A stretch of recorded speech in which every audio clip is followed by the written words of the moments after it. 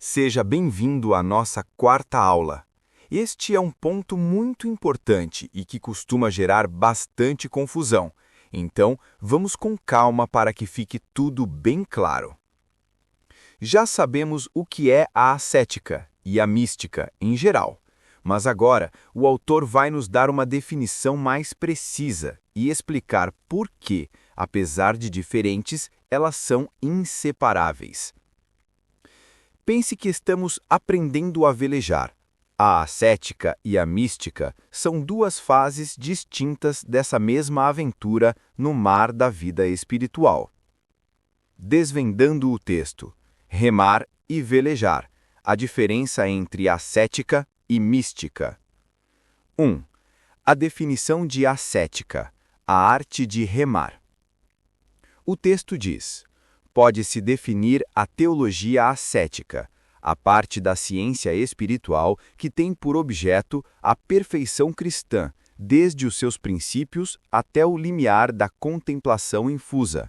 Conduz a alma através das vias purgativa e iluminativa, até a contemplação adquirida. Minha explicação. Imagine que nosso barco está no porto e queremos começar a nossa viagem em direção a Deus, que está no horizonte. No início, o vento está calmo. O que fazemos? Pegamos os remos e começamos a trabalhar. A ascética é a arte de remar. É o nosso esforço, a nossa ginástica espiritual, como vimos antes. É a fase em que, com a ajuda da graça de Deus, que nos deu o barco e o mar, nós fazemos o trabalho principal. Desde os seus princípios, desde o momento em que decidimos seriamente, eu quero levar Deus a sério e progredir. Vias purgativas e iluminativa, enquanto remamos, estamos nos purificando. Via purgativa, jogar fora o peso inútil do barco, e aprendendo a navegar olhando para Jesus. Via iluminativa, seguir o mapa e o sol. Até a contemplação adquirida. Depois de remar com esforço e constância, chegamos a um ponto em que o mar está tranquilo, o dia está lindo, e podemos parar de remar um pouco para simplesmente olhar para o nosso destino no horizonte. Essa pausa para olhar, fruto do nosso esforço de ter remado até ali, é a contemplação adquirida. Adquirida porque a alcançamos com nosso trabalho, auxiliado pela graça de Deus. 2. A definição de mística, a arte de velejar. O texto diz: a mística é a parte da ciência espiritual que tem por objeto a vida contemplativa, desde a primeira noite dos sentidos e da quietude até o matrimônio espiritual. Minha explicação. Continuamos em nosso barco. Remamos, nos esforçamos e agora estamos ali, contemplando o horizonte.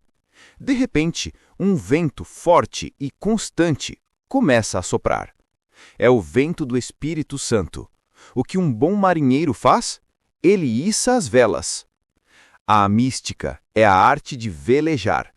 Nesta fase, a força principal que move o barco não é mais a dos nossos braços remando, mas a do vento de Deus enchendo as velas.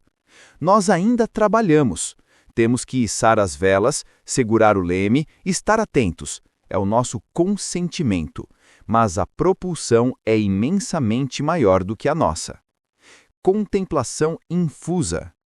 Essa nova forma de ver o horizonte, que nos é dada pela força do vento que não controlamos, é a contemplação infusa. Infusa porque é derramada, presenteada por Deus diretamente na nossa alma. Ela ultrapassa a nossa capacidade natural. Noite dos sentidos, quietude, matrimônio espiritual. Não se preocupe com esses termos agora.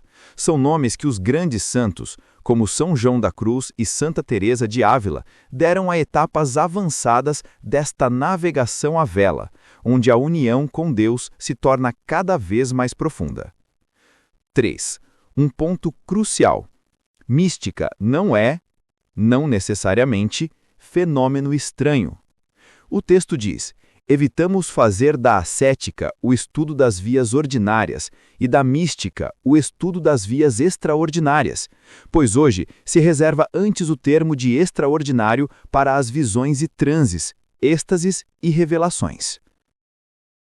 Esta é talvez a lição mais importante de hoje. Muitas pessoas pensam que mística é ter visões, levitar, ter revelações particulares, os êxtases e revelações que o texto cita.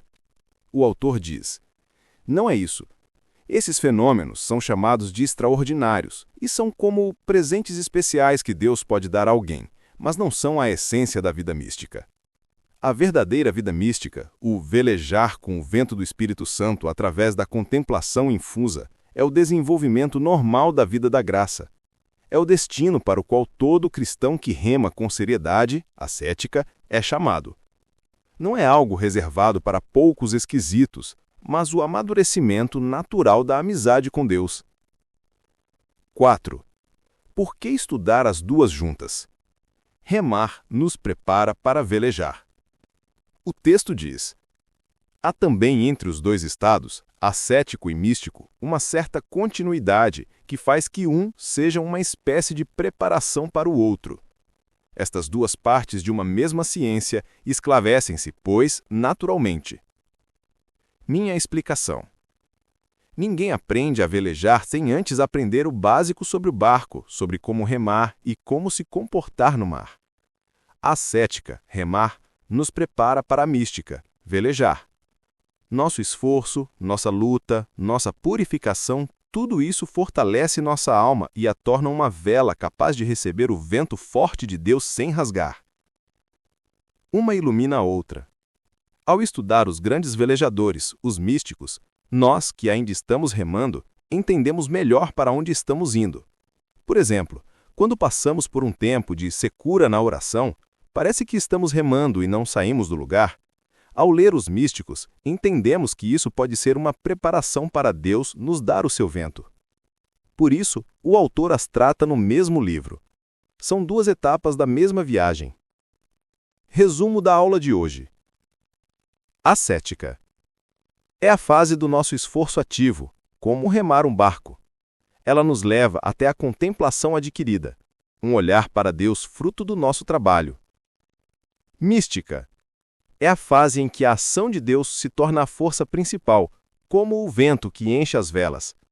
Ela nos dá a contemplação infusa, um olhar para Deus que é um puro dom dele. A mística, contemplação infusa, é o desenvolvimento normal da vida cristã, não se deve confundir com fenômenos extraordinários, como visões ou êxtases. Estudamos as duas juntas porque a ascética é a preparação necessária para a mística, e ambas são parte da mesma jornada de união com Deus. A analogia do barco, do remar e do velejar ajudou a esclarecer a diferença e a ligação entre as duas?